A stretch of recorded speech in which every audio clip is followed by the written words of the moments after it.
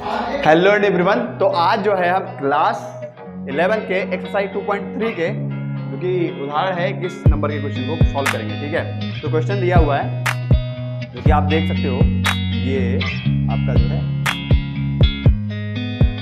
ठीक है उदाहरण जो है दिया हुआ है। ठीक, हमने बोर्ड पे भी नोट कर लिया है। फंक्शन आपको गिवन है, ठीक है, फंक्शन आपको जो है गिवन है और इसके अंदर लिखा है कि फलन f x equal to x square plus 3x plus 5 upon x square minus 5x plus 4 का आपको प्रांत ज्ञात करना है। इट मीन्स डोमेन निकालना है आपको। ठीक है, और डोमेन होता क्या है, मतलब प्रांत होता क्या है। फंक्शन के अंदर तुम जो पॉसिबल वैल्यूज पुट कर सकते हो, ठीक है, डाल सकते हो इसके अंदर। प्रांत मतलब x, तुम x क्या क्या इसके अंदर रख सकते हो। ठीक है, क्या क्या रख सकते हो। ठीक है, प्रांत को इंग्लिश में क्या बोलते हैं, डोमेन बोलते हैं। तो आपको डोमेन ही निकालना है, रेंज पूछा नहीं तो रेंज नहीं निकालना। ठीक, समझ रहे हो, समझ आ रहा। अब तुम दिख रहा है कि यार ये क्या है, ये कौन सा फंक्शन है, रैशनल फंक्शन है। रैशनल फंक्शन मतलब जो परमेय संख्या बोलते नहीं है हम कि बटे में है, बटे मतलब समझते हो 2/3, 4/3, 5/6, तो ये उसी तरह तो है, एक ऊपर एक नीचे, तो अंश बटा कुछ हर वाला पोजीशन है, न्यूमरेटर अपॉन डिनोमिनेटर वाला केस है। समझ रहे हो, मतलब p/q के फॉर्म का है कि नहीं है तुम्हारा फंक्शन, इसी को बोलते हैं रैशनल फंक्शन। ठीक है, जहाँ पे p ये हो गया और पूरा q तुम्हारा ये हो गया, इसको सॉल्व करना है। तो मैं बताया होगा रैशनल नंबर में, परमेय संख्या में बताया गया होगा कि q क्या होना चाहिए, कभी भी 0 नहीं होना चाहिए। इस बात से तुम्हें ये भी पता चलता है कि एक्स स्क्वायर जो है आप सॉल्व करना चालू करना, x square plus 3x plus 5, इसमें तो हम कुछ भी पुट कर सकते हैं, कोई दिक्कत की बात नहीं है। ठीक है, ध्यान तो लिखना नहीं है, समझो। फिर जो तुम्हारा न्यूमरेटर है, जो तुम्हारा न्यूमरेटर है यानी कि जो q है, q मतलब ये पूरा जो है, ठीक, समझो। It can be never be zero नहीं हो सकता, अदरवाइज जीरो जब हो जाएगा तो तुम्हारा जो फंक्शन टूट जाएगा, ब्रेक हो जाएगा, मतलब रियल नंबर के लिए सेटिस्फाई नहीं हो पाएगा। जीरो को कहाँ, मतलब समझ पा रहे हो, तुमने पढ़ा होगा परमेय संख्या में कि क्यों कभी जीरो नहीं होता है। ठीक है, इसी वजह से इस वाली चीज को हम जीरो के ऊपर कभी नहीं लिख पा रहे होंगे। ठीक है, कभी लिख पा नहीं रहे होंगे, मतलब इसको अगर सॉल्व करेंगे तो देखो क्या बनेगा, बताओ क्या होता है। ये गुणा करने पे 4 और जोड़ने पे 5, मतलब ऐसे तो लिखेंगे एक्स स्क्वायर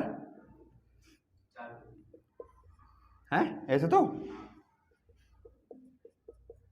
ठीक, -4x minus 1x plus 4 is not equal to 0।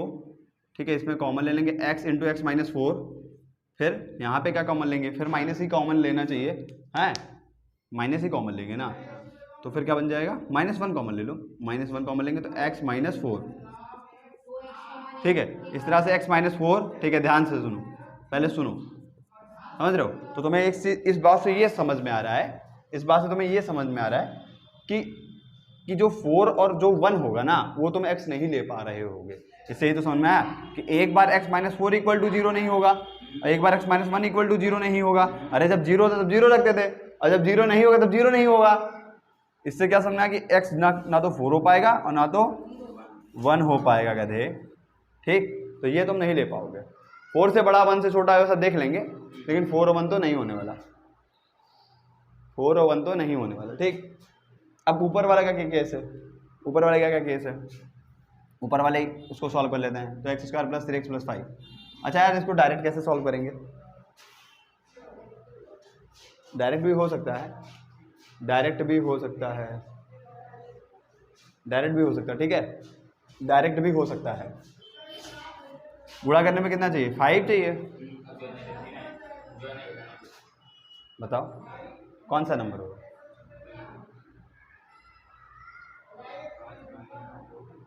सोच के बोलो, उसमें क्या डरना क्या है, बोलो होगा नहीं होगा, नहीं होगा नहीं होगा, थोड़ी ना एकदम सोच के देख लो। अरे 2 1 3 होता है तो 2 कम 2 ही हो जाएगा, 5 में से 2 माइनस करें 3 तो बन जाएगा, नहीं 5 नहीं 10 होता है। और बी स्क्वायर माइनस 4 से अगर निकाल के देखें तो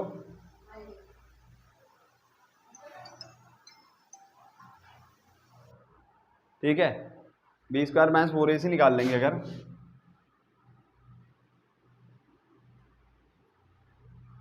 देख रहे हो निगेटिव आ रहा है, समझ रहे हो। जो डी है तुम्हारा कितना आ रहा है, -11। कैसे निकाले, फॉर्मूला होता है, तुमने पढ़ा होगा 10th, नेचर ऑफ रूट्स, है ना। तो बी यही होता था ना, ए ये होता था जो कि 1 हो गया और सी ये होता था, समझ गए। तो ये निकाल कर हमने देखा 11 आ रहा है, -11। इसका मतलब क्या हो गया कि अगर डी नेगेटिव आ जाता है तो रियल रूट आपके एग्जिस्ट नहीं करेंगे, वास्तविक मान नहीं एग्जिस्ट करेंगे। तो ये तो खत्म ही हो गया मतलब फिर इसका प्रांत क्या हो गया यार फिर। तो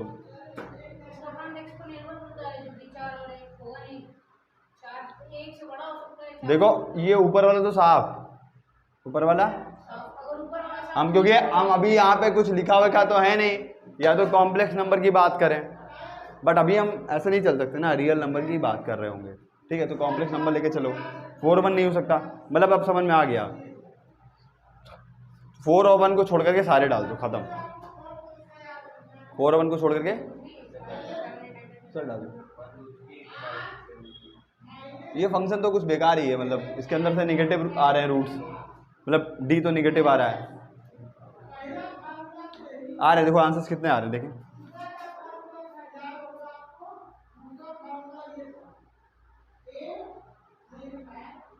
बस आ तो रहा है देखो, 1 और 4 को छोड़ करके सारे रियल नंबर्स, ठीक है।